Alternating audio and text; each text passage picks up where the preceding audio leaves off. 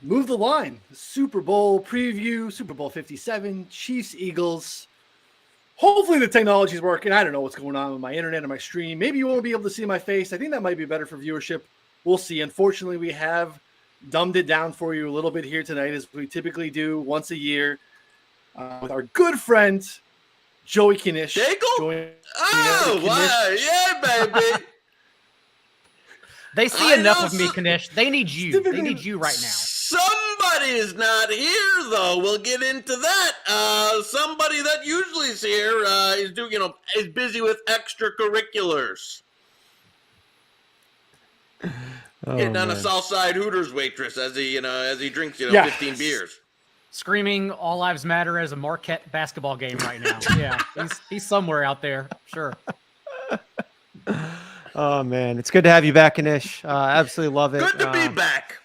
It's been too long, man. I was nice catching up on life before while we were dealing with technical difficulties because we used to talk all the time. So now we don't talk that much anymore. Well, you're a big time guy now. You went mainline here with 4 for 4. Thinking now no time for the little people out there, the Joey K's. So hey, what can you say?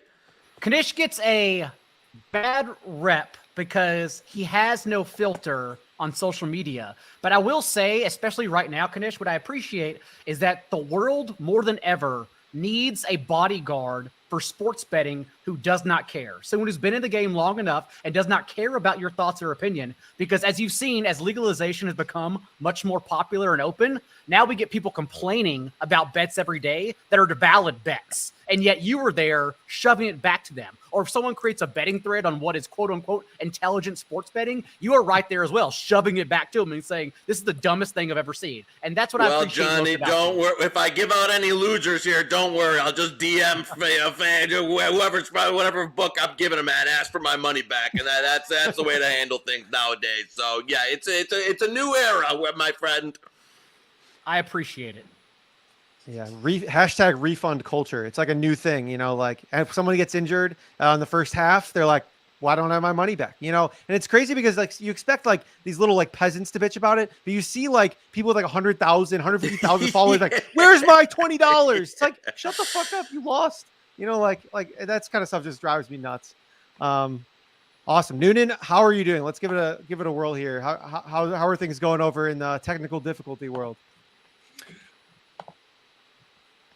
I mean, I want to host a show. I don't know if I can, but we'll see. I think you have a lag now. It's what's happening. Like a 5-second lag, which I don't know why you're not live on Fox. So why there's suddenly a 3-second lag, I'm not quite understanding, but I would love for you to be here if we can make it happen. I don't know. Nope. Yep. All right, so I think, Daigle, you want to host or you want me to host? You want to steer the ship and we'll kick it to Noonan occasionally here for some takes? I feel like that's probably the best way to do it. Just give a little buffer and then give some Noonan takes in between. We can go segmented, and when we kick it to Noonan, just no one talk over him because it's like a 3-second lag for him to laugh and react to our over-talking as well. So, Knish, I think you're the man to start with. And I recall last year, whenever we had the other individual on a 5-man show, now it's a 4-man apparently. Because don't mention his name. You were actually just listening to us and betting live while laying down your couch. You literally had your phone and your face and betting as Connor and I were yelling about props. And unfortunately for this week, as we know, it's the worst week because anything we're about to give out is probably already juiced to hell or the line has been increased or decreased to where it doesn't matter at all. But what right now are you seeing that's still live out there that is your favorite prop before you start betting what Connor and I think? Well, I was Silva too.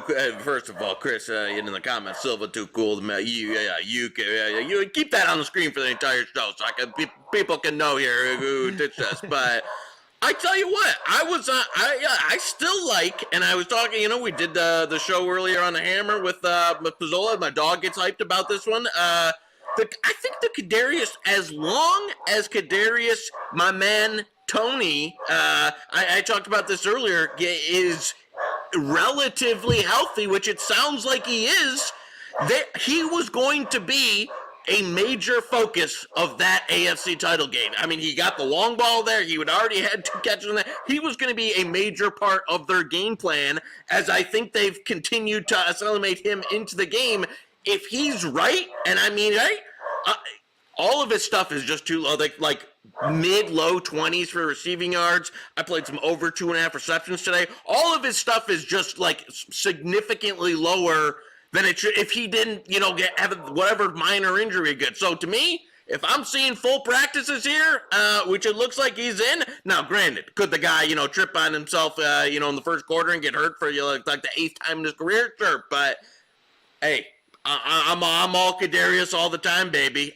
So that as far as player props are concerned, that's one that hasn't been hit yet. Also, I'm not. There's a little bit too much Kenny Gainwell steam out there in the market, my friend. Okay. So I know that a lot of people, the kind of people are on this Kenny Gainwell stuff. I will. I think I'll be waiting until the end there and then coming back on some because it's getting a little out of hand.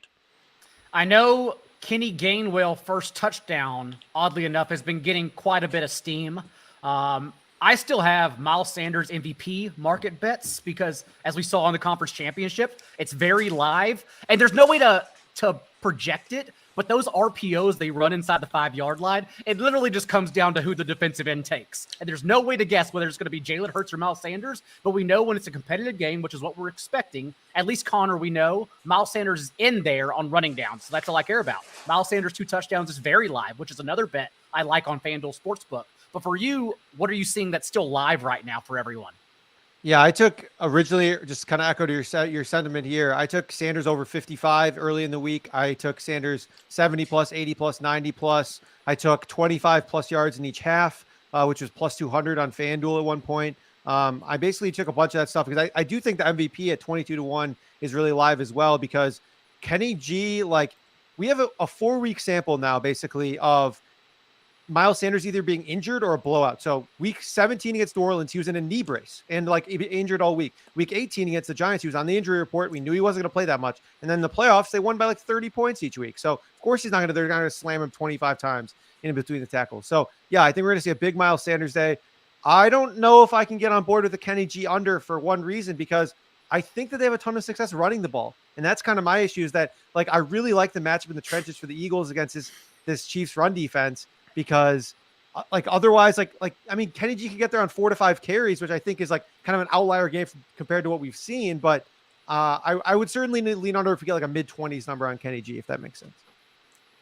I think he's the only guy. I think he's the only guy who can win MVP. That's not a quarter. Like a bet. If you're going to place MVP, that's not a quarterback. You said it was Sanders. I think he's the only guy that's got like. I mean, again, anything can happen in there, but like any bet that I would say had value outside of a quarterback would be Sanders. I would be shocked if anybody that's not a quarterback outside of him won MVP. It just seems like in terms of game scripts that can actually play out, the Eagles running the ball all over the Chiefs and Sanders having a massive day would be only one of the scripts where I could see somebody else winning MVP that's not Mahomes or Hurts. I just wanted to quickly wet the beak of everyone, give them a few live props before we kill some more lines on this show. I want to step back for a moment, though, Knish, because you would know more than anyone the money and the handle that's coming in right now on these two teams. You can obviously still get the Chiefs outright or Mahomes with points if you want that. And while the best line happened last Monday when it opened Chiefs plus 2 points, what are you seeing right now? And honestly, your thoughts on the side. Like, do you have a large bet on just the side of this game as well?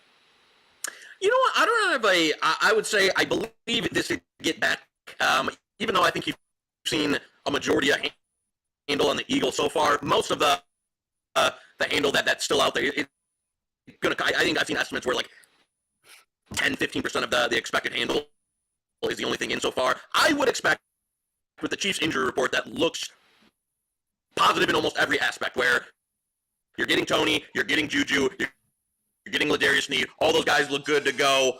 Plus, so Mahomes, another extra week to rest the ankle. I think we'll get back to pickish. So if you like the Chiefs, and that'd be the side I'd lean. Again, not a massive bet on the side. Did play a little bit, a Chiefs money line plus 110. I would still have a lean towards the +1.5. I think this gets back to closer to pick as we get there. I did see churn off, and the folks at RAS played over. To be honest with you, I played some under 51. That would be my lean. I was really hoping that I'd see some 51.5s. Never got there, and now we've seen a little bit of like move back of juice under 51. So the leans for me would be Chiefs in the under, but neither. I'm obviously going to have a lot more liability on prop stuff, alt stuff, all that than the game on the side for this game.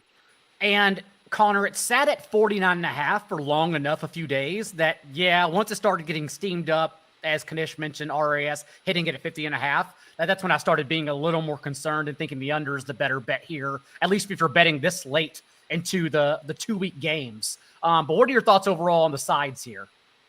Yeah, I played the over at 49.5, and I played a little bit of Chiefs early and got burned by that a little bit. But for me, when we look at this game, I think that the Eagles have a clear advantage on the ground, and I think that the Chiefs have a pretty big advantage in the passing game. I think this Eagles defense is overrated. I know that that's gotten a lot of hate, and for a few reasons here, because they've only played 3 quarterbacks who rank in the top 10 of EPA, and they've only played 5 teams who rank in the top 16 of DVOA this season. In those games against the top teams in DVOA, they allowed 30.2 points per game, 2.9 points per drive, and their passing EPA per play dropped from 1st to 20th. And I don't think that they're necessarily a bad defense. I just think that when you match up against this team, match up against this Chiefs team, who's basically first across the board, and I mean, almost every advanced metric and every man, zone, however you want to chop it from Mahomes, he's basically first in every metric. So I think that the only thing stopping them from scoring 40 is that their receiving core is banged up. But I think the way they counteract that is actually by playing a lot of 12, a lot of 13 personnel, tight end heavy sets. And we saw Dallas do that with a lot of success as well. So I think that the Chiefs have a lot of success offensively. I think the Eagles are actually the one that I'm a little bit more worried about offensively than the Chiefs, because if their running game doesn't work and you force Jalen Hurts to be like that guy, can he do it in this moment with the Chiefs defense that I think has been, ascending and has traditionally played well in the playoffs? So, Daigle, any thoughts on that? I mean, I know that I just laid a lot out there for you, but I still think that there's some meat on the bone at the over at 50, but I can understand the hesitance there given how good the Eagles defense has played. I want to at least try kicking it to Noonan first to get his thoughts, because it seems like Noonan may be live, right now. So let's go ahead and get him to talk while he still can. On the game, I should say. I don't know if it's going to work. It sounds like, looking at the chat, that Knish is also dealing with some audio issues. So I don't know. Knish and I should just have a call on our own. We'll dub it in after. We can get Silva involved when he's done with his extracurriculars. It's the Detroit internet, baby. It's a little bit, hey, listen, we're not dealing with the premium stuff that you guys got out there. Clearly, I'm not dealing with the premium stuff. I only deal with this. I'm literally plugged in. I'm hardwired in, and here we are. I do this for a living, and we can't get it to work. So who knows? Is the audio okay there, Daigle, or is it? You're good to go. We're just going to let you get on your soapbox and start about the game, the side. What do you think overall before we give them your favorite props? Yeah, I mean, I feel like I'm sure you talked about the early line movement, how this kind of opened at, the Chiefs at 2.5, and then we had kind of quick buyback, and then we've been kind of stale at 1.5 on the Eagles side for days. We've seen, I think, light movement around a key number in terms of the total, which I think is interesting. But I think we're here for a reason. These are kind of the 2 best teams. I think the point to be made around the Eagles' strength of schedule or lack thereof, I think, is valid. At the same time, I don't think anyone thinks that this is a crap team in terms of strength of schedule, where we really beat up on the Vikings and how they got here and how they looked doing it. I don't think anyone had any issues coming into the season with really the quality of the roster that Philadelphia has as well. So they're here.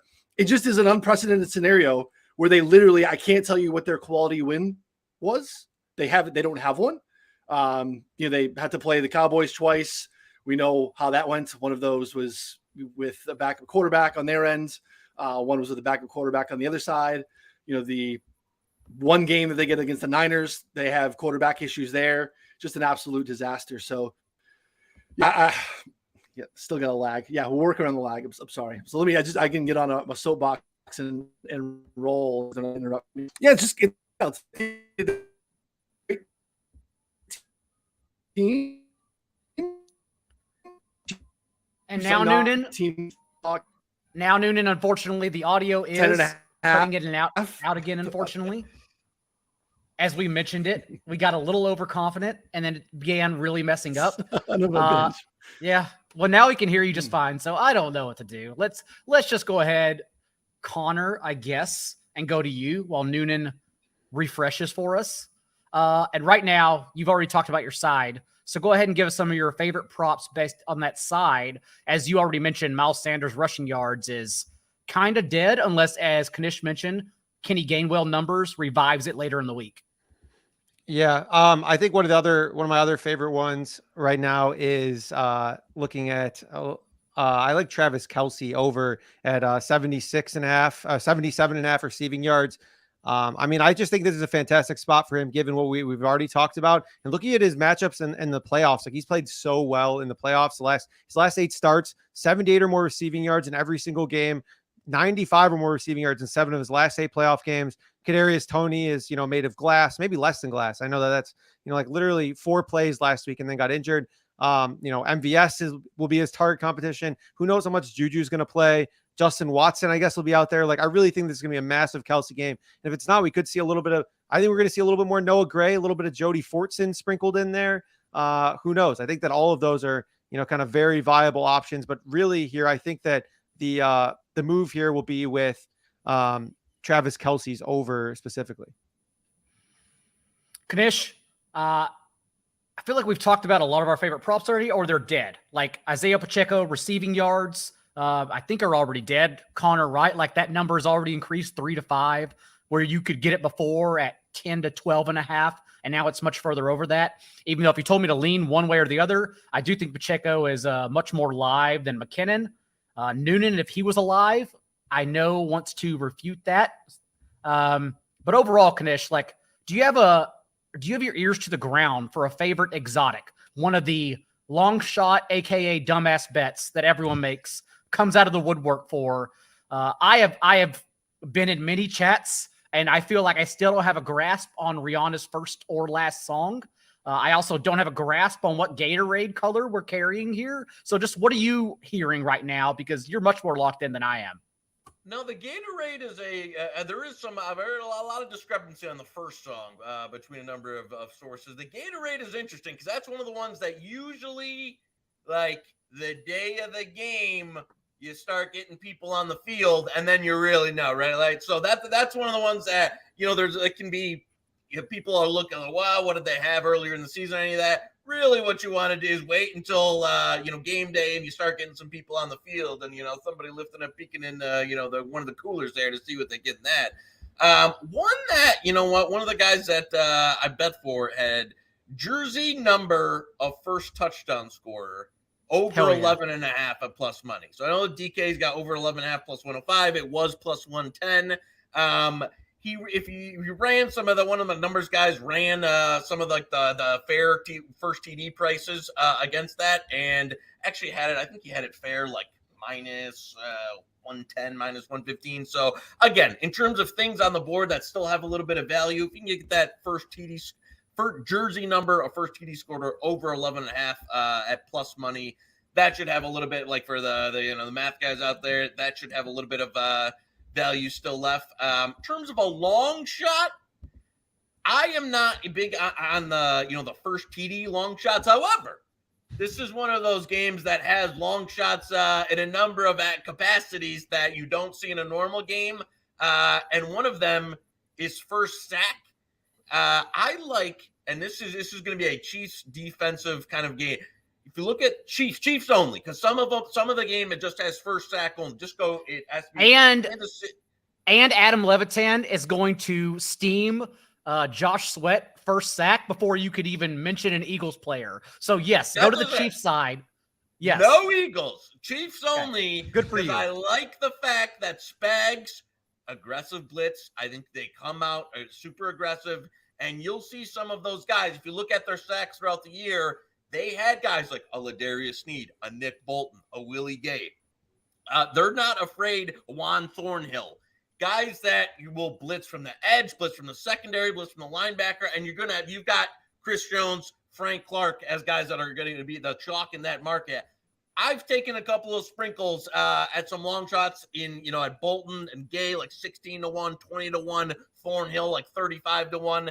Again, nothing crazy, but I like taking some of those Chiefs guys first sack, thinking that they're the much likelier team that's going to bring some exotic blitzes, especially early in the game. So for me, first sack is the new first TD, baby. As far as again that I like it, Chiefs only though, because I think again, Eagles play like the Eagles just scheme. Their top sack producer is much more likely to get that than I think a Chiefs player who you can kind of see some rando guys go off the edge here. So that's one of the positions I've played a few sprinkles on a few of the longer shots.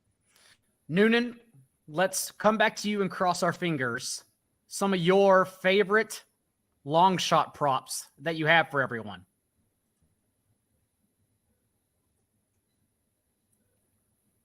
No, still can't do it. Connor, go ahead. We tried. He's speechless. He had such a great one. He couldn't spit it out. He was going to mention Kadarius Toney, and he just lost it. Yeah, Kadarius Toney all over 150 yards.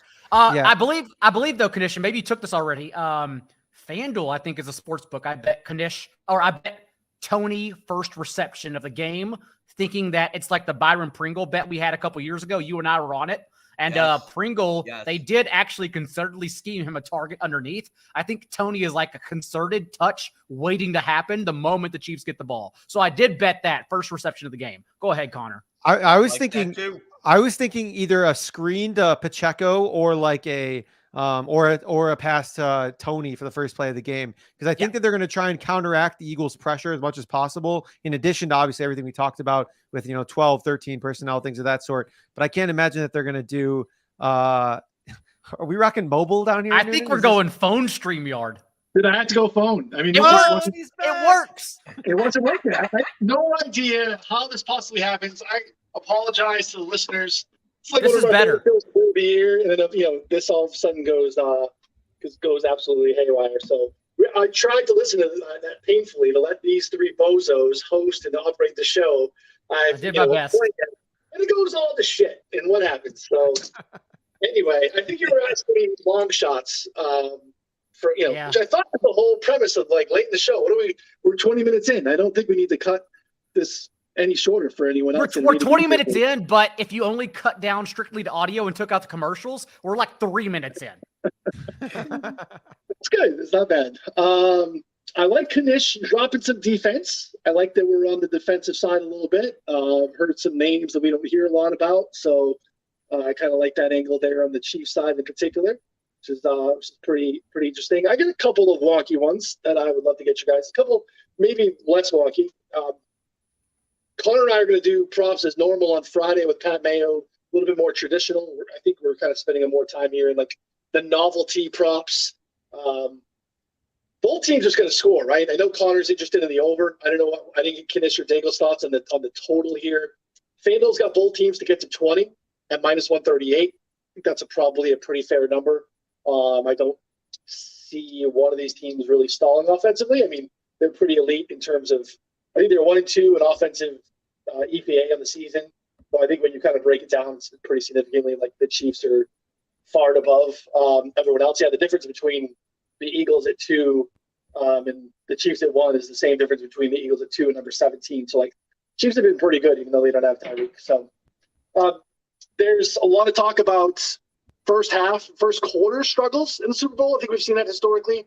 Teams getting off to a slow start. At least that's a narrative, and I haven't run the data. Knish probably has a thought on that. The team's getting off to a slow start. No score in the first 7 minutes is +155 on DraftKings. So if you have some thoughts there and you think that that's the case, I think we're getting a pretty good number there at +155 on DK for maybe a long drive and no score, or maybe even a punt, and a couple of long drives. So not a bad number there. Those are kind of more of like the generic ones. I have some cross-sport stuff. I got some punt stuff. I don't know how much we want to get in the weeds here yet, but those are a couple for me, and kick it back to you guys now that I can participate in the show. Well, since you could participate, get us back on the right track, because we were just going around pretty much giving out all our best shit already. So please start directing it again. Well, I missed. Do we have really good, strong takes? Because I mean, I feel like Knish, the number hasn't moved really since open, right? It hasn't moved since we saw the initial line movement in reaction. We're at 1.5. There's no Eagle news because everyone's playing. They're as healthy as they've ever, and as anyone ever really is at this point. The only news that really could come is we kind of get, I think, what we expect, but it probably is just like there's some positive news on the Chiefs side, right? We got Ladarius Sneed is back. Still waiting on Willie Gay. We need kind of some answers at the receiver position. Do you think that any of that good news can move us closer to a pick or see any movement off the 1.5? Yeah, that's what I would think, that as we get closer and the handle comes in here with the positive Chief news, you get closer to around a pick here. Obviously, there's not, this is one of those, if you could put the Chiefs in a tease here, that'd be one. I wish there was give me some XFL on the board here so I can tease, some early XFL or USFL with a Chiefs teaser here. So, it'd be one that, I'd love to, it'd be, well, it's at 1.5, get them up to 7.5, but might have to, do a cross, if I can do a cross sport tease here, right, with some, some MEAC college basketball or something I get there. But I agree. I would say it's much more likely this closes pickish than it does. I see no scenario where this goes back to Chiefs 2.5, or any of that stuff. So, it would be leaning back to a pick for me. Connor, do you have any thoughts around the early scoring stuff? Because I know that you played, I got in on it too because I liked it. That's kind of been something that our subscribers on our Discord have had a lot of success chasing Eagles, over 1.5 touchdowns, Eagles over 12.5, over 13.5 in the first half all season long.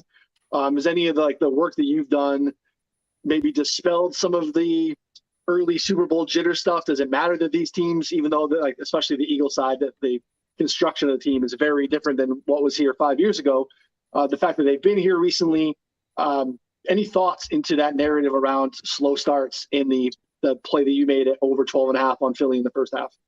Yeah, I think it's certainly played out in some senses, but it's mostly been a first quarter thing. So in the first half, the scores have been very normal, mostly outside of the one game, there was I believe it was the Rams Patriots game where there was 3 points in the first half. Every other Super Bowl has, ended up 20 plus in the first half and well on their way, at least to halfway towards their total essentially. And so for me, I played over Eagles first half team total over 12.5. I think we're looking at 13.5 at this point. I still think that's fine, to be honest. Eagles over 13 or more points in 15 of 17 Jalen Hurts starts, averaging 19.1 points per game, the most since the 2007 Patriots in the first half. I mean, this is better than that 2017 Falcons team that everyone talked about being the best first half team ever. This is just an incredible first half performance based on how they're scheming things, based on how they're doing everything. And I think that there are ways for the Chiefs to counteract what the Eagles do well in some ways, but the Eagles have been so good in the first half and they haven't ever necessarily needed to score in the second half. They could be a historic second half team too. We just don't even know because they haven't had to play anyone in the second half. So I really think that in this spot here, an Eagles first half team total of 12.5 is just too short. And even over 13.5 is probably a good look too, because 2 touchdowns, like you mentioned, it's been a free money glitch all year basically for our subscribers. Yeah. Maybe at that point too, I'd have to price it out. I don't know where it's at now, but if you're kind of 13.5 on the over, your best bet's probably just to try to find the 2 touchdown price, the over 1.5 touchdown price. I imagine that's probably slightly favorable in terms of the 13.5. Sometimes you see that a little bit slower to move. So, because in that instance, you're probably, you're not getting 3 field goals and a touchdown, right? I mean, you're definitely banking on 2 touchdowns. So I think that's probably worth a look. Should we give out the crap list that Silva gave us? Because I mean, what absolute just garbage, right? Dumpster fire of props. What are we even doing here? All right. Yeah, so bad that Knish had to leave. Let me see if we can read this off here, because this was, I've seen a lot of lists of long shot props, and this is special right here. So, and don't forget, everyone remember that long shot during Super Bowl week, which is why this is my least favorite week of football, because it's everything regurgitated. Not only that, but people that don't even usually dabble in props feel as if they're forced to put out a props podcast. You don't have to. Just don't do it. How about that? But yes, now we get long shots, and long shot during football or during Super Bowl week is equivalent to dumbass. It's just a dumbass bet is what long shot is. So here, Connor, I'm setting you up, are some dumbass bets. Yeah, I think actually like one of the longest shot bets that I've seen hit during the Super Bowl was like, I don't even know, maybe like a Von Miller MVP when they beat the Panthers. I mean, like really there haven't been that many long shots to hit outside of like in most markets here because and remember, and sorry to cut you off, but remember during that game, the Broncos had the most handle because they were the wiser bet because Cam Newton hadn't played an actual pass rush until the Super Bowl. And then DeMarcus Ware and Von Miller single-handedly won that game despite Peyton Manning's noodle arm. But sharp bettors were on it the whole way. So like a defensive player made sense. Whereas, you know, in my opinion, although the Chiefs defense is the X factor in this game, it's the one that no one's talking about, despite the fact that I would argue they've been playing better in the last month and a half than the Eagles defense. Like that's the one where I just like, I don't want to take a Eagles rotational DE for MVP. That's fucking crazy to me. So I'm sorry. Go ahead. All right. So here's the list that Evan Silva gave us. I'm reading this out because Evan is joining us on the show. Evan Silva gave Connor this list. I just want to have context for this because like the GOAT gave these bets. Yeah, Evan has been a staple on the show for years. He can't be here. Again, I know Knish mentioned he's dealing with extracurricular activities for his daughter. He's dadding up, allegedly. You know, but again, I'm reporting the news as it was reported to us. But I just want to make sure that you know that this isn't like my 14-year-old son or my wife who passively watches football or you know, anyone's significant other or anyone randomly off the street. This is Evan Silva and his list of thoughts that he would have given you in person if he was here. But again, he's busy. So do you want me to go what? Do you want me to go one by one or just read them all off? Yeah, let's go one by one. All right. So first one, Juju MVP 80-1. I mean, is he even going to play? Don't hate it, but also that's the best one. So if you're not ready for that one, you're not ready for the others. Juju 2 touchdowns, 22-1. I actually don't hate that one. I think that somehow he can get there. Sky Moore MVP 200-1. I mean, Sky Moore is garbage. That is drive your car off the ledge right now. Quez Watkins first touchdown 50-1, last touchdown 40-1. I mean, whatever. Maybe somehow. Last touchdown bets, like what? Like, to be fair, I hate touchdown bets. In defense, Quez Watkins anytime touchdowns 10-1. So if you're going to bet anytime, but you see it 40 and 50-1, and again, I'm just playing devil's advocate. I think it's stupid. Then maybe bet first and last because those are better odds betting it twice than just betting anytime. Go ahead. But things get better too because you have the non-correlated parlay that taxes you on being correlated. Quez Watkins to score and Eagles to win. Very nice. 13-1 only. So you're getting 10-1 in the anytime, and you're only getting an extra plus 300 on something that I guess is loosely correlated, but DraftKings is slapping you with a nice correlated tax there. Devonta Smith MVP 25-1. I mean, maybe, I don't know. I mean, like, I think that there's room for other Eagles players to win, but you know, and then 60-yard field goal 9-1. I mean, the Eagles are never going to not go for it as long as it's less than 4th and 4, 4th and 5 in that range. And then Hurts first touchdown plus Sanders second touchdown 22-1. That's that should be more than 22-1. That's my argument. You know, you're guessing literally the first. It probably is. You just refusing to shop. Think about the odds you get on first touchdown, the long shot. Now try guessing the first 2 touchdowns of any game, let alone the Super Bowl. Like, no fucking way. No way. Give me 50-1, not 22-1. Silva, we love you, but we think your bets are horseshit. But you couldn't be here, so we have to call on you. Excited to sweat the game, hanging out with him on Sunday and tell him to his face that we think his bets are garbage. But watch multiple of them hit, and he's just laughing at us while we're all hanging out. It would be certainly fun for sure. I mean, he should know better. We were here and we had the Damian Williams sweat a couple years ago. Like, it's just so hard to, especially the Chiefs with stuff like the Juju and the Sky Moore. It's like, man, a scenario where one of Mahomes' receivers gets there and is like the MVP and Mahomes isn't, like, that's a hard sell. Like, the Eagles stuff, I think you can like the Devontae thing, like we've seen it historically at times. The Pats have had a couple instances with, having some good receiver games, and Brady was kind of meh and didn't get the MVP. I feel like they should just be longer. And like Juju's receiving yardage is like 32.5 or something. And like, we don't even know if he's playing. Like, I don't know. I want more than 80-1 for him to win the damn Super Bowl MVP. I believe everyone except Tony was full today for the Chiefs. Tony was limited on Wednesday practice, I believe. And also, I don't even know how much the injury report matters, because 2 weeks ago, the Chiefs lied about their players being healthy.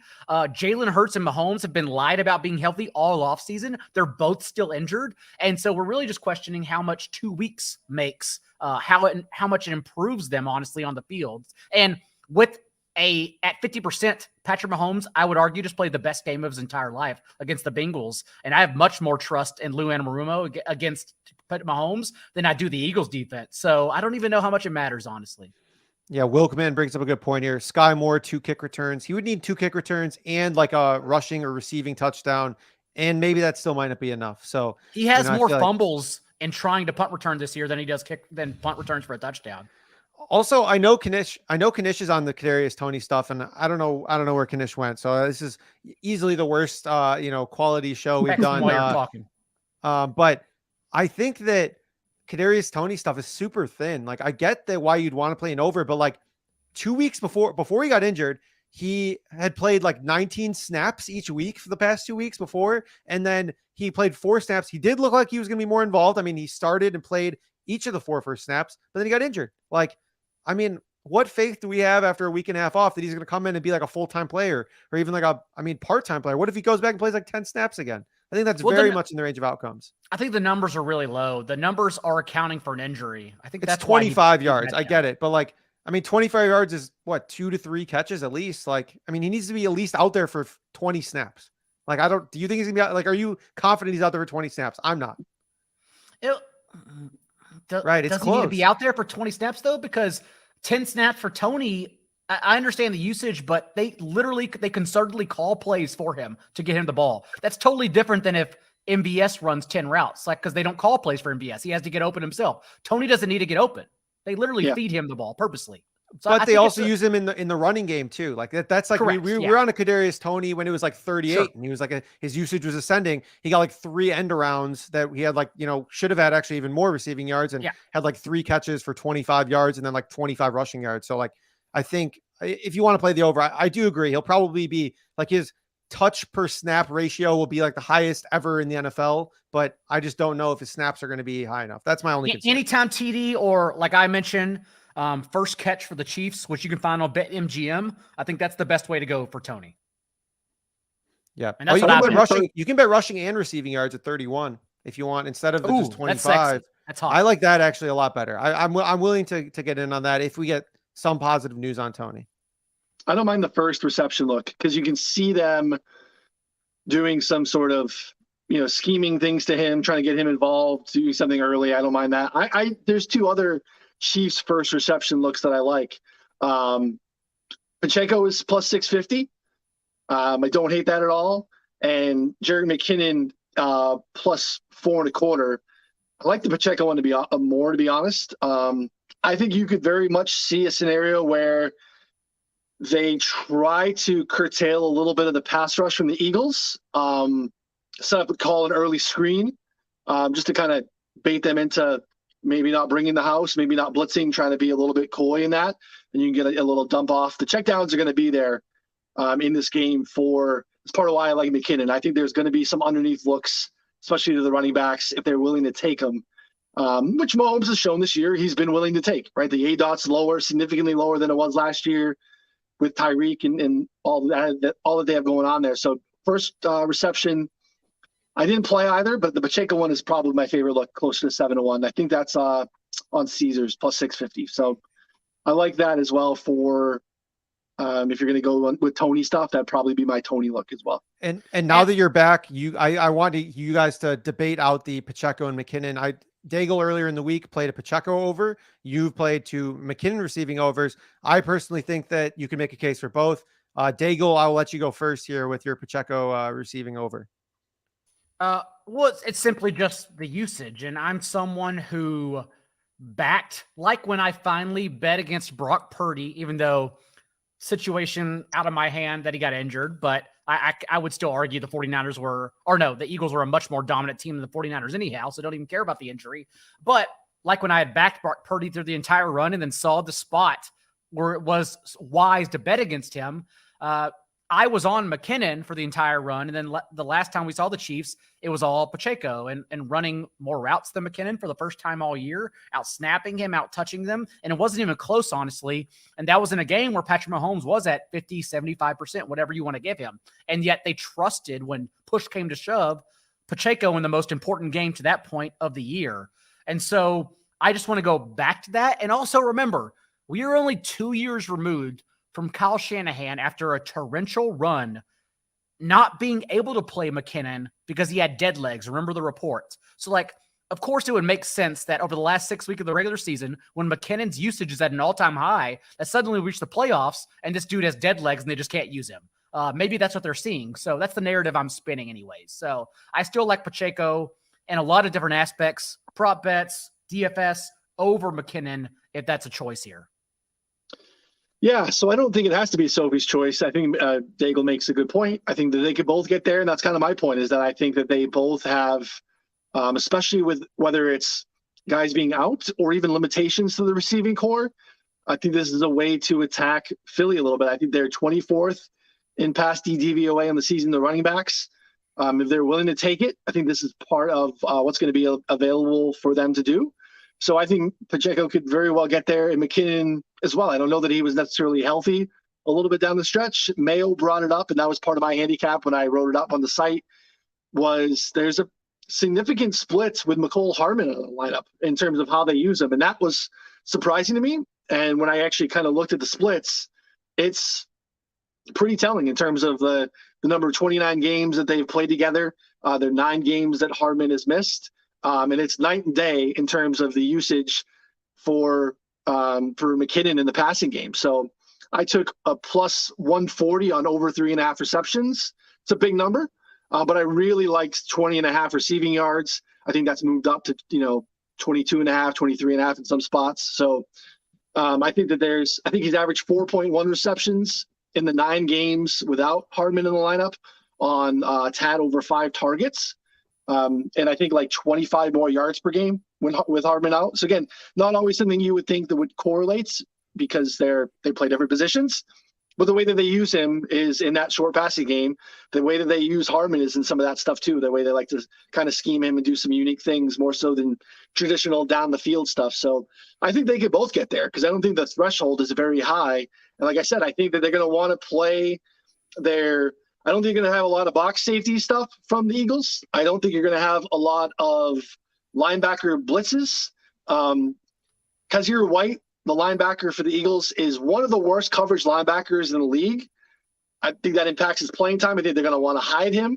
And they're going to want to drop those linebackers as deep as possible to try to make that a spot that they could take away some of that underneath stuff to Kelsey, underneath in the seam to Juju. And I think the running backs are going to be both viable. So, yeah, I'm fine with the Pacheco play as well. I haven't played it, but I think he's very much involved in the passing game. And for everyone for the rest of the show, Knish's bets that you got, that's what you're getting. Because as he mentioned at the top, he also has to run to the book. And so I'm pretty sure he literally ran to the book and left us. It is quite the 8-mile problem. So I do agree. But it's fine. We got this the rest of the way. Also, Noonan, to that point, I have seen and bet, and it's still out there for everyone. You have to dig around and find it. Points bet and bet MGM, I believe it's still out there. But Isaiah Pacheco receiving yards to Miles Sanders receiving yards. I bet Pacheco for that receiving usage reason. I love that. In the playoffs on 3rd and 4th down alone, Kenneth Gainwell has outsnapped Miles Sanders 26-2 on 3rd and 4th down. Like, they don't use Sanders in the passing game at all. So, of course, I'm taking a chance on Pacheco's usage, which is more relevant than Sanders because we haven't seen it all year. Yeah. Yeah, I mean, you could also make the case, like, if you were to make I like that a lot because I do think Sanders is an air ball in the passing game. I think there's a case to be made that the Pacheco passing game usage against Cincy was a little bit of scheme breaker type situation because they hadn't used him in that role. So, you want to show him in the passing game because you hadn't previously. I also think it was successful. And to my point, I think it's going to be available for him. So I prefer McKinnon over Pacheco, but I definitely prefer Pacheco over Miles Sanders for sure. Yeah, no, I also think that there's a variable of like how we see the Chiefs play. So like, I personally think they're going to play a lot of like 12 and 13 more than just 11. If they're in 11, I think we're going to see a ton of McKinnon. If they're in 12 and 13, we'll probably see, I mean, maybe not as much Pacheco as we saw last week, but I think a little bit more similar to like an even split. So I think that there is a both way, both of them get there, but I personally just think that they're going to be wanting to run Pacheco in between the tackles if they have to, if that's what the Eagles are giving them versus McKinnon. And I mean, we brought it up in the chat once you played it. I was just personally worried that Jerick McKinnon outsnapped Isaiah Pacheco for 6 straight weeks. And then in a game that mattered most, he wasn't, Isaiah Pacheco, ran more routes, like a season high in routes, outsnapped Jerick McKinnon for the first time in a while. So like, it was one of those things where I feel like as outsiders, we're missing something and we just don't know what it was. Maybe it was scheme breaking. Maybe it was Jerick McKinnon's dead legs, but is 2 weeks enough to kind of close that gap? And those are questions that I don't think we necessarily have, but it doesn't mean that neither is going to be involved here. I do have a question for Daigle though. Over under 4.5 snaps for Clyde Edwards-Helaire in this game. I'm still guessing under. He could sneak into a touchdown because, as we know, I say it every week, the Chiefs are bored inside the 10-yard line. They just try whatever the hell they want to do. Whoever is capable, even an offensive lineman, if Andrew Wiley's out there and wants to throw an underhanded pass, they'll figure out a way to do it. And so Edwards-Helaire could be in there in a 2 RB package and get the touchdown like from McKinnon. It could absolutely happen. But overall usage, no. This is a guy they were phasing out in 2 weeks, not just 1 week. 2 weeks prior, he got 0 touches the week he got injured, or before the week he got injured. He came back in for his 1 touch the following week. He got injured on it. They weren't using him before because Pacheco began breaking out. So I imagine it's still just a 2-headed backfield. But again, maybe CEH can still sneak in for 1 score, but that's an anytime touchdown bet. That's absolutely not a usage bet. Yeah, because they've been mixing in Ronald Jones for random snaps.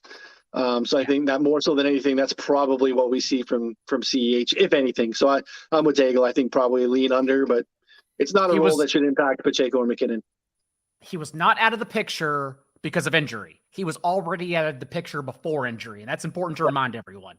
Right. Yeah. And that's what I remember too. And like beyond that, like he was bad. And like maybe they kept using him in the red zone, but like I have very distinct memories of him just getting stuffed repeatedly at the goal line, multiple times. Like he's not really a good red zone running back necessarily either. So I don't know. Like I've heard multiple people who I respect and are smart say like, oh yeah, well, he's active, so of course he's going to play. But in my mind, I'm like, well, he wasn't playing before he was injured. And now like Pacheco's been playing really well. McKinnon obviously saw a massive roll down the stretch. Like for me, it was kind of tough to get there. So I'm glad that you guys agree because I thought I was crazy for a little bit because I was like, man, I don't know, maybe 5 snaps, maybe like 1 to 2 carries. Like that's kind of what I envisioned for him. So. All right, I'm going to run down some of the stuff that I have. I know I shared some stuff earlier. I didn't get a reaction because I probably couldn't get a reaction. I'd love to get your guys' thoughts. Both teams to score 20, minus 138 on FanDuel. I feel like that's a pretty good price. I don't mind the no score. I'm with Connor on the over, but no score in the first 7 minutes at plus 155, I think is a good number. Cross sport prop. I mean, we not only have the Super Bowl this week, but we have the best pregame show of the world. I can't wait. The waste management. I can't fucking wait. I love the waste management. It's like that. Even beyond Pebble Beach is a bucket list course for me. And if you go during the summer, because as y'all know, I had to work Roto World News at the time, but we've been in Vegas together. And if you go golfing in the desert during the summer, it leads to terrible emotions and inner reactions. But if you go golfing at TPC Scottsdale during the summer, it's like $90 on a Wednesday at lunchtime because no one goes. Like I'd go burn all my skin off for that. Anyways, I'm sorry. Continue. I think I would too. Knowing what I know from our Vegas experience, I would know how to prepare even better than we did. I would do it too. Great event. On Caesars, they have a cross sports section. They number them for you. This is number 45 in the what will be more section. It's wild. They're unorganized too. It's not in numerical order. Worst It's prop all menu over. I've ever seen. Literally the worst It's- prop. It's just one big page of like props. It's like an old Yeah. school Vegas thing, except worse because you have to unclick all of them. Yeah, you have to open them up. So it's not great. Scotty Scheffler, 4th round score, or Kansas City Chiefs offensive plays. Scotty is -1.5 at -130. So I spend a good amount of time trying to project plays every week because it's a big piece of me trying to handicap tackles. Feel pretty good about where I'm at with this. The Chiefs are kind of middle of the pack on the season, about 64.5 plays offensively. They last 3 have been at around 63. The Eagles do not allow a lot of plays. They are, especially of late, it's been pretty light. 61.5 on the season, 53.3 over the last 3 games. I have the Chiefs for 61 plays in this game. So we're Scotty -1.5 on the 4th round. So Scotty won this event last year, 16 under, was -4 in the last round. It's a par 71. So that puts him in that 67. So -1.5, 65.5. His typical 4th round scoring is 67. His scoring average on the season last year was 68 and change. So you got a little bit of wiggle room here. In a spot where I feel like if any team is going to get and kind of blow out plays, for instance, I have the Chiefs at 61, I have the Eagles at 66. It's kind of right on actually the market's number on total plays for the game at 127.5. So if any team, I feel like the Eagles are more likely to control the game, make it harder for the Chiefs to kind of sustain drives. It's not necessarily how the Chiefs play either. So I feel pretty good about the Chiefs number at 61. And Scotty would have to go absolutely berserk to get to this number. So give me Scotty -1.5, a -130 on Caesars to have a higher score than Chiefs offensive plays. I like that. That's fun. I'm gonna tail that. I don't. There's a lot going on there, so I didn't fully quite understand the complexities, but I think I understood at the end. You're projecting 61 plays for the Chiefs. You're projecting Scotty to finish in the 67 to 70-ish range, correct? Yep. Okay. Exactly. Yeah, Just wanted to make sure I -1.5. fully understood. Yeah, sorry, I'm trying to give you the little bit of the why to how we land on the 61 number for the Chiefs. But yeah, that's exactly it. So I think even Scotty going berserk, you probably have a little bit of wiggle room in that one. So also on Caesars, you could just get team with the most offensive plays. Phillies -150. Laying a little bit of juice, but based off of everything we've seen, both in terms of season high, average, median, anything you get Philly, I think, at pretty good value at -150 there. Shout out to our guy Heck, who grinds punts along with penalties and all sorts of stuff. I jumped in on the under 7.5 punts with him early in the week. That number's gone now. Basically, it's still 7.5, but under is -175.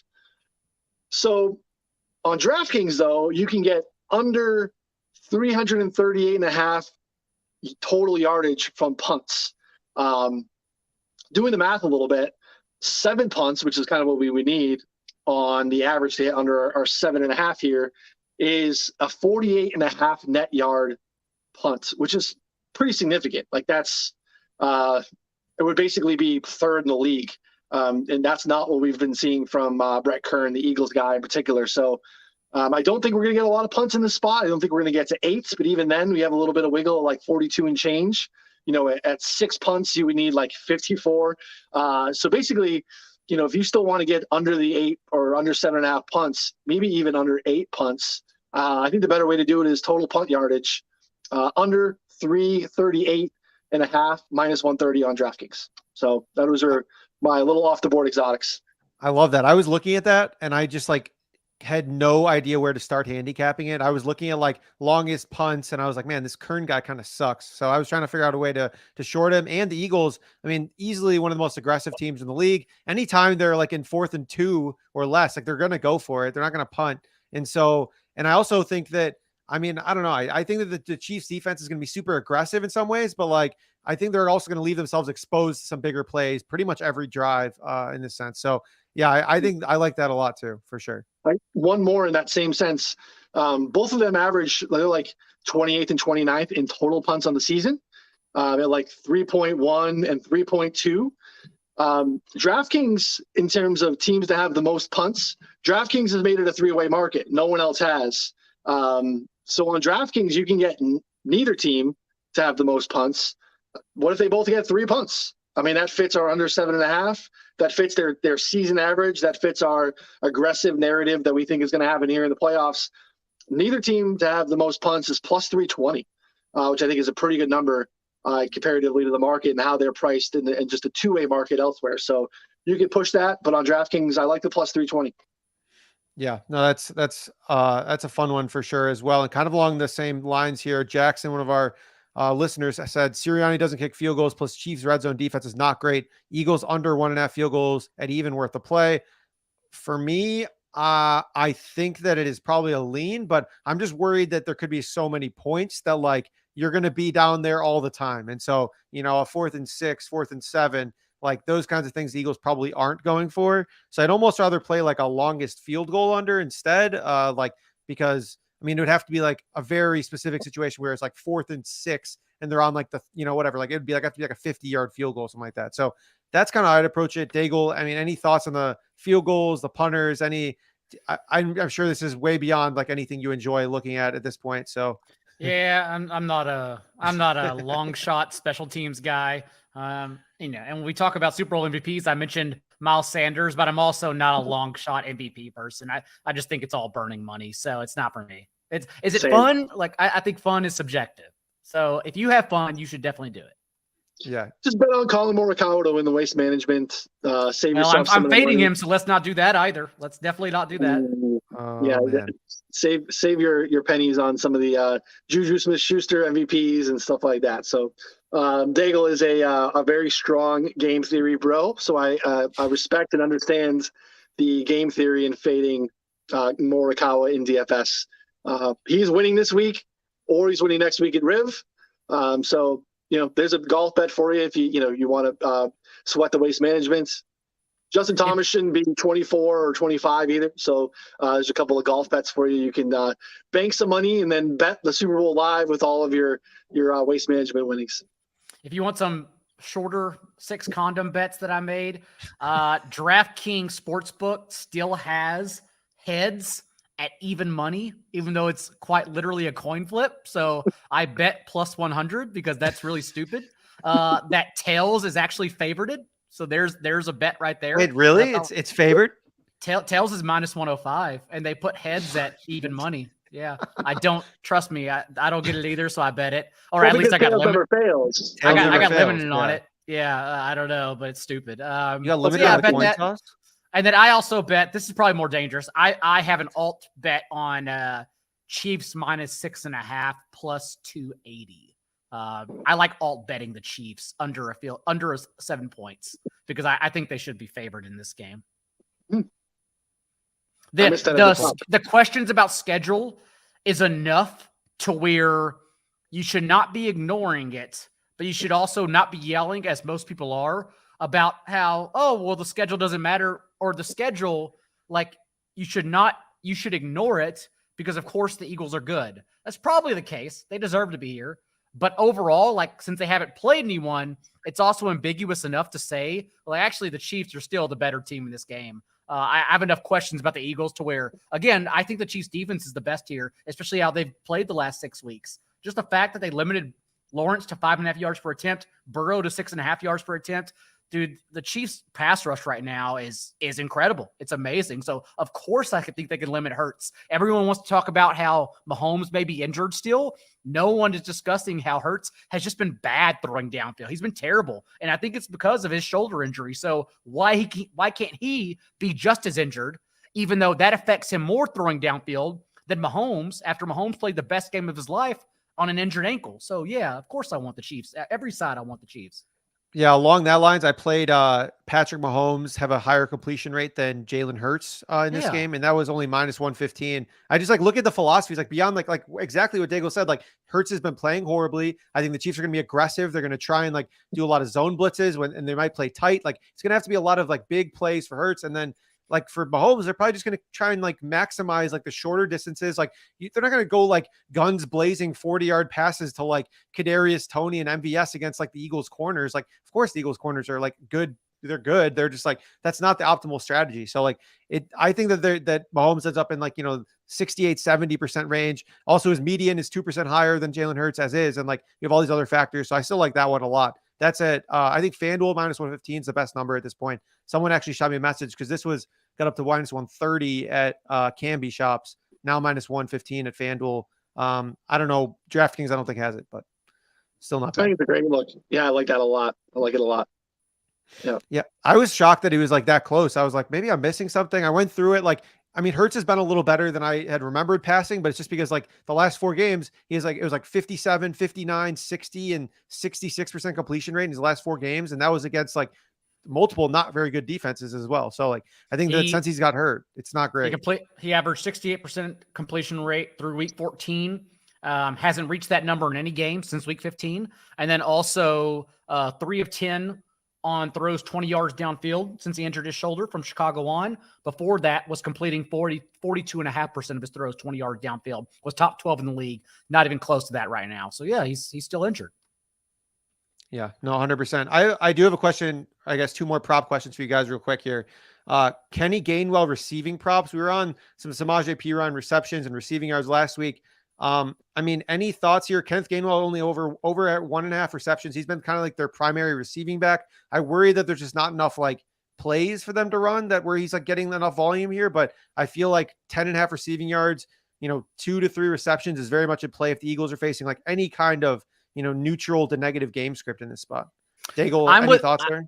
I'm with Knish on those numbers clearly getting steamed, but the issue is Kenneth Gainwell is so explosive that 10.5 can easily be done in a competitive game where he's only playing on 3rd down. So I guess if you told me to choose one, it'd probably be the over, but yeah. Yeah, and those are receiving props. I think Knish is more referring to the rushing props because the rushing props got up to as high as 25 at one point rushing yards. That's crazy. Which is outrageous because the whole season his props were like 12.5, 13.5, and now we're seeing even 20.5 just because he's looked awesome and has played a lot more in the second half. Noonan, any thoughts on Gainwell? I bet Gainwell over 7.5 receiving yards against the Niners. I did some work on that. It was pretty consistent where the only time that they were like he was having these spike weeks was against like stout run defenses. Otherwise, he was kind of back and forth between right around that number. But we saw some spikes against really good rush defenses, and that was kind of my handicap last week because I thought they'd have some struggle running against the Niners, and that worked. I don't think that they necessarily have struggles running against the Chiefs here if they decide that they want to. So I don't think it really fits there. Now we're, it's not a huge number. It's 7.5 to 10.5, but it's enough for me to stay off of it considering it's a little bit higher. And if it's only one ball, that could be pretty tricky. Yeah, that's kind of what I worry about too. And then the other one that I was looking at, I guess like other 2 would be like I don't even know if we want to get into this. The whole Chiefs mess at wide receiver. I mean, like Noah Gray, Justin Watson, Kadarius Toney, MVS, Juju, like all their props are too low. And Patrick Mahomes' passing prop right now is 295 yards. And then it's Travis Kelce at 77. And then it's like a bunch of guys at like 37 and less. So like some of these are going to be really, really wrong. It's just like which ones are going to be wrong. Because I mean, Kelce's not going to have 200 receiving yards. So I don't know. Like, okay, so let's just walk through the exercise. Like say, all of them are active outside of Hardman. Like, is there any specific guy that we should be targeting or like thinking about here? Because I'm kind of attracted to Justin Watson. I don't know. Like, I feel like maybe that's irrational. I think that his props are really low because he's playing a lot, but he's not very good. So I don't know, like a longest reception prop for him, his receiving yards is like 10 yards. So Daigle, any thoughts on any of these guys here? The issue is that, as you mentioned, all props for the Chiefs are off because it's as if they're scared to account for injury. So I almost think it's best to just bet the overs on like all of them. Dude, even, I don't know if you've noticed, but even Patrick Mahomes passing prop, it is plus money. It is minus money. So it's minus 105 to go over 38.5 pass attempts, but it's even money to go over 20.5 completions. Like, how does that make any sense at all? So it's almost best, it's plus EV to attack the completions number, thinking he's going to get there because Vegas think he's going to go over on pass attempts. So yeah, it's just the Chiefs numbers are really weird right now. Yeah. Noonan, thoughts? I feel like the Eagles are giving them some, they're giving a little respect here to the Eagles. I mean, this Mahomes number opening like 285, which I thought was like really low. For some reason, I didn't play the over. I don't know. I was sleep at the wheel there. But any thoughts on any of the guys we mentioned? I think, Watson is a guy that's out there mostly running wind sprints, but at the same time, like when he is targeted, it is down the field. So theoretically, like a longest reception would be the way to play him versus any cumulative yards or multiple receptions or anything like that. Daigle did a good job poking some holes in MVS. I just think that it's still the unaccounted for thing out there in the space is we just don't know. Juju's going to play. How healthy is he? What's going on with Tony? We saw 7 targets for Sky Moore last time, enough to lead to a 250-1 Super Bowl MVP bet from Silva. So there just is some like variance in terms of what happens there. You have the prospects of an in-game injury as well. So like that very much could curtail things here, which probably makes the bet everyone over theory probably slightly flawed there. But yeah, I think if anything, I think Juju's probably involved if they win. Like, I think if you are bullish enough to think that the Chiefs you want to take alts and get them at -6.5, you probably need Juju to be a part of that, right, Daigle? I mean, he's kind of the guy that they need to be that secondary guy. I know we haven't seen it in a little while, but I don't know. That seems to be the spot in the slot against Devontae Maddox where you can have some success against Philly. So, I mean, stuff with Juju is probably a little light. That's why if you're going to attack Justin Watson, betting on longest reception is the best way to go over, not actual receiving yards, because the routes, as you mentioned, they don't matter. They haven't mattered all year. Why would they suddenly start mattering, especially against probably the toughest boundary set of cornerbacks he's faced all year? Yeah.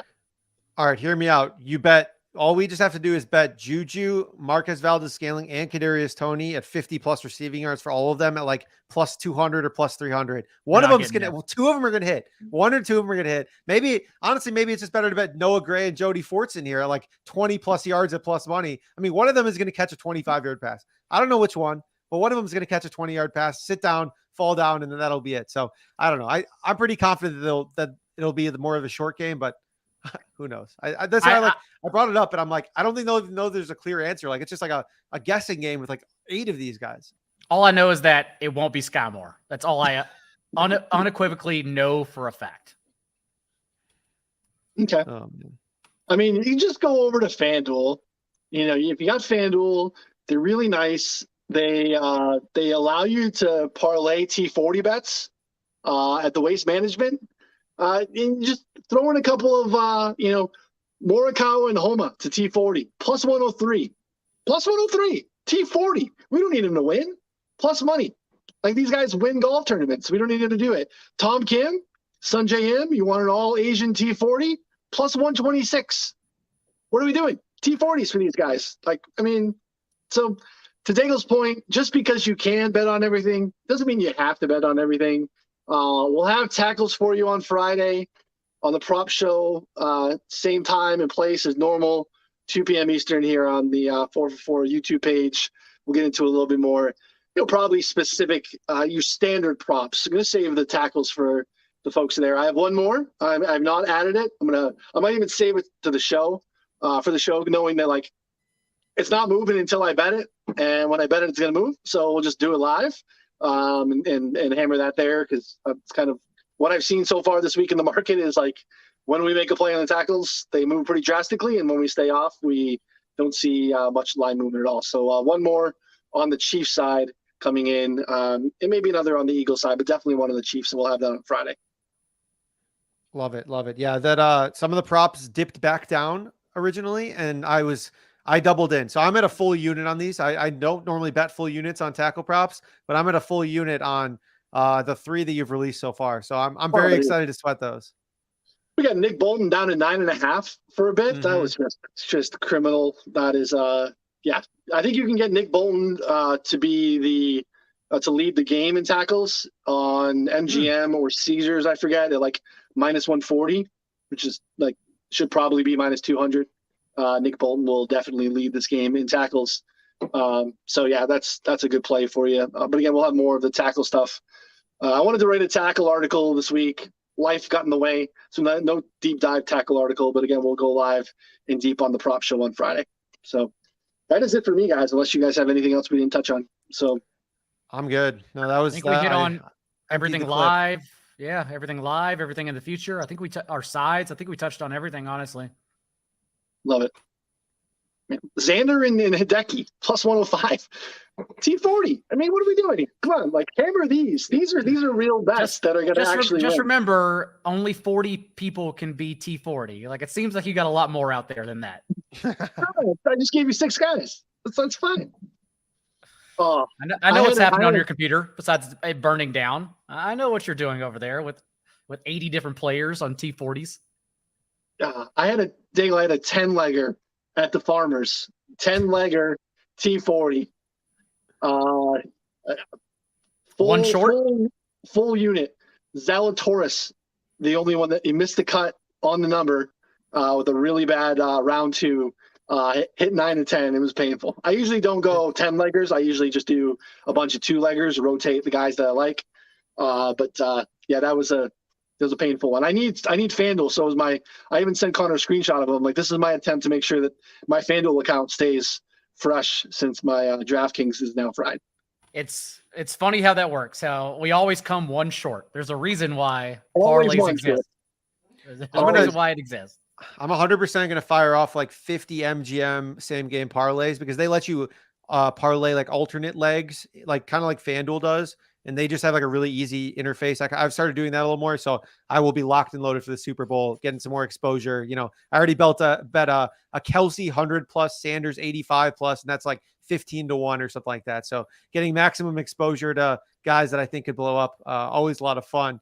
But before we go, just want to let everyone know 2 things. I dropped a novelty props video that will be releasing at I believe it's 3 p.m. Eastern tomorrow. I talked about how many TikToks Jackson Mahomes is going to make during the Super Bowl, Gatorade colors, national anthem. So you get some more goods there in addition to what Knish talked about. And if you want all of our official bets in one easy to read place, I know the audio is a little bit rough. You can find all of our bets over at 4for4.com for just $19. You'll easily make more than $19. I think I went like 7-3 on my props last year. I know Noonan made money. Sharp Clark's in there now. We have 12 bets that's included in that. So come hang, get the bets there. Any last words from you guys or anything you guys want to promote? FanDuel Sportsbook, Kadarius Toney, 55-1 first reception for the Chiefs, and Miles Sanders, captain in DFS. You're welcome. Wait, he's 55-1 for first reception? Or plus 550. I meant to say plus 550. I'm like, damn. I was loading it up now. I'm not gonna lie. I was loading up the app. Plus 550. But he's still like the 7th player on the Chiefs to catch the first reception. It's like 3 of them don't matter at all. So everyone calm down. Yeah, I don't mind. I like 650 on Pacheco too, which might not be a bad play for you because I know you're in there. So yeah, good stuff as always. So again, apologies to everyone at the top for we didn't have Silva. Knish bailed on us, and I had Wi-Fi reminiscent to Oregon Trail days for anyone with AOL dial-up back in the day. So good stuff as always. We will have a regular show this offseason. We will have a lot of draft content in the next couple of months. We will have regular draft shows leading into it. It is, I think we all agree, the best, if not one of the best betting events the calendar year. We do our best to try to bring on other folks in the industry that we talk a lot with at times. We'll try to maybe get our hands dirty on the prospect side, whatever we need to do to kind of make sure that we're ready for April when the draft comes and make sure we're prepared. Again, take advantage, have as many books as you can if you don't already. New states, make sure you sign up and get that free money. You want to be able to get down as much as you can on the draft. It is a great, great betting experience. So we will not be going away, even though football is leaving us, unfortunately. So again, a reminder, Friday, 2 p.m. Eastern, Connor, and Pat Mayo and myself, last prop drop of the season as well. And we'll hammer out kind of the rest of the stuff there. We'll get Mayo's thoughts on the novelty props and all of that. So good stuff as always. Appreciate you all very much. For Connor and Daigle, I'm Noonan. We'll see you next time.